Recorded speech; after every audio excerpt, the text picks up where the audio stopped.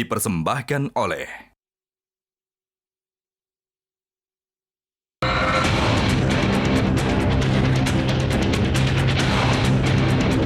kelihatannya setelah ini jatahnya Pak Prabowo.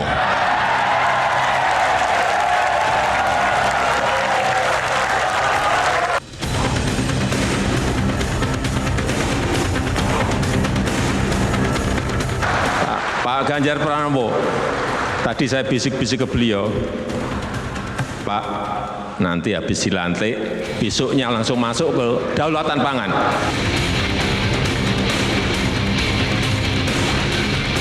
Calon yang kita dukung adalah Pak P. Oh, dikutip dong ini? Iya dong, udah pernah dikutip Pak P.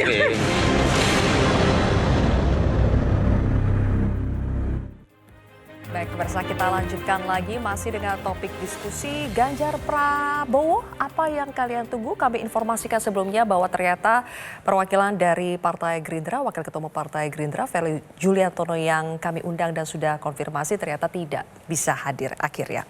Oke, Bang Iqbal. Nah, Bang Iqbal enak nih mengomentarinya karena di luar pemerintahan ya. Kalau tadi kita lihat foto-fotonya itu kan kita tadi membahas soal Prabowo Gibran. Nah, ada yang mengatakan bahwa Prabowo tertarik meminang Gibran itu bukan karena faktor elektoral Gibran, tapi faktor anak Jokowi. Bang Iqbal setuju? Ya saya kira udah pasti. Mau nunggu apa lagi ya? Semua orang juga kalau ditanya udah pasti.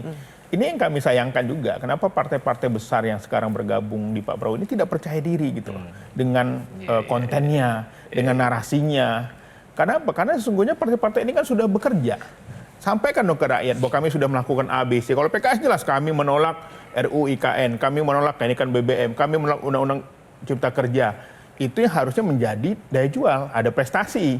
Kalau kita hanya bergantung kepada hanya sosok, ya karena dia anak presiden mengharapkan ekor jasnya, tentu saja itu saya kira sesuatu yang kurang berkualitas bagi demokrasi. Tapi kalau di koalisi perubahan, apa sih yang membuat koalisi perubahan paling cepat, lebih mudah untuk memutuskan dibandingkan koalisi lain? Pasangan Amin. Ya, karena memang isu perubahan itu menarik. Sesuatu yang menghadirkan harapan baru. Sesuatu yang menghadirkan sesuatu yang ada sesuatu harapan sehingga orang ingin mendapatkan harga sembako lebih murah, pekerjaan lebih gampang, yang saat ini belum terbukti. Sehingga memang cepat tangkapannya, apalagi PKB sama PKS sebenarnya sudah lama bersama. Cuman ada yang ganggu-ganggu aja. Tapi ngomong-ngomong PKS sudah fase belum pakai lagu-lagu ya lalu. Oh sudah dinyanyikan di kantor PKS. Yang ganggu-ganggu Mas Adi. Mas Adi.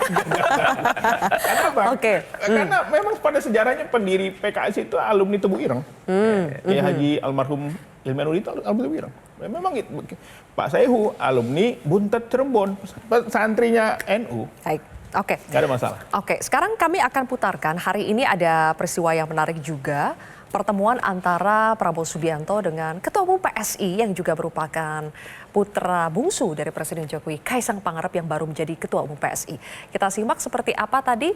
Ada penyambutan yang cukup meriah juga ya kepada Kaisang Pangarep. Seperti apa pertemuan antara Prabowo dengan Kaisang di sini.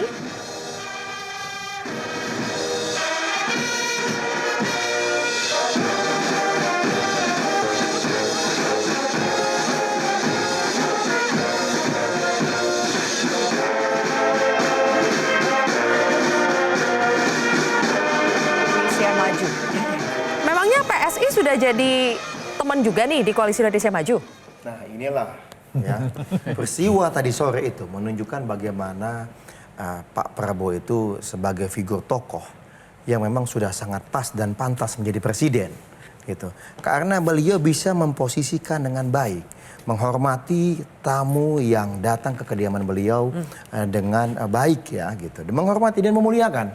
Bahkan ini tamu loh dimuliakan. Mau bergabung tidak bergabung, tapi beliau melihat ini tamu dan melihat bagaimana Bro Kaisang, ya kan ini Bro Kaisang nih. Sudah bro ini ya kan, ternyata Bro Kaisang kan panggilannya begitu ya kan. Beliau ini mau bicara apapun, beliau adalah ketua umum partai gitu loh.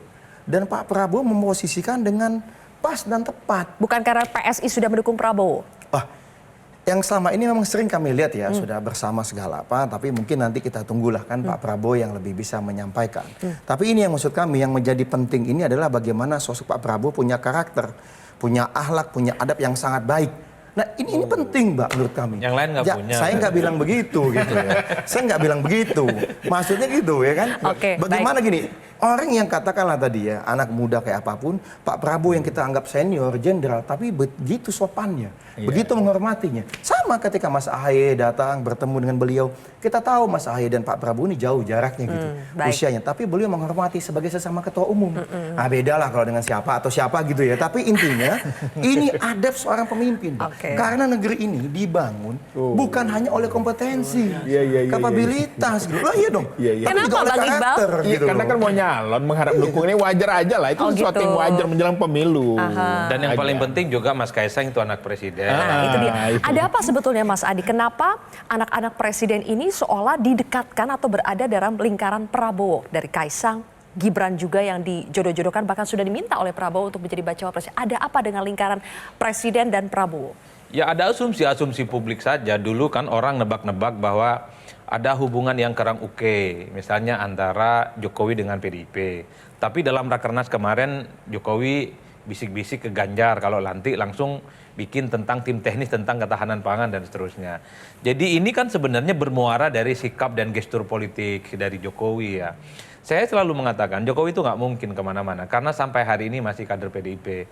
Saya selalu mengatakan yang seakan-akan mendapatkan angin sorga, longgar dukungan politiknya dalam tanda kutip yang diberikan Jokowi itu kepada Prabowo. Ingat loh, Jokowi itu suatu waktu bisa balik badan dan tidak kemana-mana dan tidak juga ke Prabowo Subianto. Jangan merasa angin surganya ini didapat. Jokowi itu orang Jawa. Orang Jawa itu Silvi, antara lagi happy dan nggak happy itu nggak kelihatan. Orang Jawa itu kalau taruh keris dia di belakang bukan di depan. Jangan-jangan apa yang tampak di depan itu berbeda dengan panggung belakangnya. Oleh karena itu saya selalu mengatakan ke teman-teman pendukung Prabowo Subianto, kalaupun toh Jokowi mendukung itu bonus. Anggap aja itu bonus dari Tuhan yang Maha Kuasa. Tapi ingat, kalau tidak mendapatkan dukungan apapun dari Pak Jokowi, jangan sampai patah arang. Oleh karena itu, Prabowo Subianto itu dan timnya harus muncul sebagai Prabowo yang sesungguhnya seperti 2014 dan 2019. Tanpa berharap apapun dari dukungan orang lain. Ini yang saya kira memang bahwa anatomi kekuatan politiknya diletakkan pada bahwa Prabowo itu adalah sosok yang memang bisa dijual karakter politiknya. Bukan lagi misalnya berharap ada Gibran karena berharap dukungan dari Jokowi. Sorry to say Bang, saya selalu mengatakan Gibran itu kan seakan-akan menafikan ketua umum partai dan nama-nama besar. Seakan-akan Erik tuh nggak ada papanya, Erlangga itu nggak ada papanya. Terus Anies Mata itu nggak ada apa-apanya, mantan sekjen PKS berturut-turut gitu loh Pak. Profesor Yusril Mahendra itu seakan-akan tidak ada apa-apanya. Padahal billboardnya itu gede betul di depan kantornya PKS segede Alahin gitu loh. Ada Prabowo sama Prof Yusril di Depok, di Bekasi, di Banten. Ada Prabowo dengan Erick Thohir. Seakan-akan itu nggak penting dengan nama Gibran. Oleh karena itu publik tahu. Seakan-akan Prabowo Subianto itu punya satu rumus untuk menang di 2024. Gandeng Gibran, harapannya dapat dukungan penuh dari Jokowi. Udah itu aja. Yang lain seakan-akan hanya sebatas pelengkap penderita. Nah, gitu loh. Istilahnya ada juga pernyataan dari Bu Mega, Mas Adi, istilahnya adalah mendompleng kader partai lain. Kita coba simak pernyataan dari Bu Megawati berikut ini. Aku bilang mau Mbak Bukano, Mas Nana, lucu ya orang berpolitik sekarang ya. Jangan niruin. Lah pokoknya gitu ya. Gimana sih maunya? Emangnya nggak punya kader sendiri? Yang keras dong.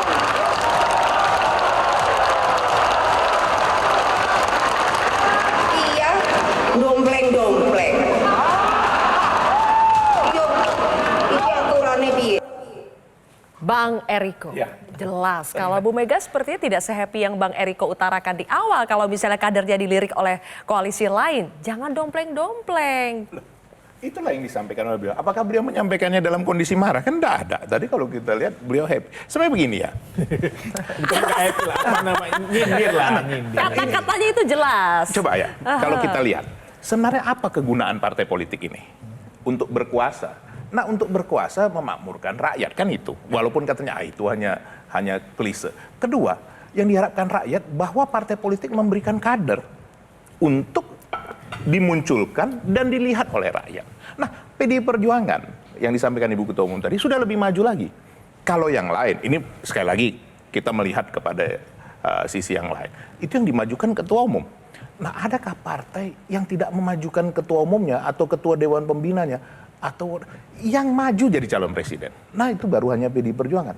Sebagai bukti Pak Jokowi ini Mas Ganjar. Nah ini sudah memberikan sesuatu apa ya, pencerahan. Nah itu yang disampaikan Ibu Mega tadi di Rakernas kami. Gibran kan sudah diberikan tempat, dibesarkan oleh Ya. PDI Perjuangan. Terus tiba-tiba kalau jadi bacawa presnya Prabowo, Nah sekarang kenapa lah Mbak Sisil ini pemikirnya suuzon? Wong buan, kalau gitu sebenarnya belum terjadi. Kalau gitu mungkin nggak Ganjar Gibran dijawab nanti, kita jeda dulu pemirsa, kontroversi akan kembali sesaat lagi. Ini kayaknya.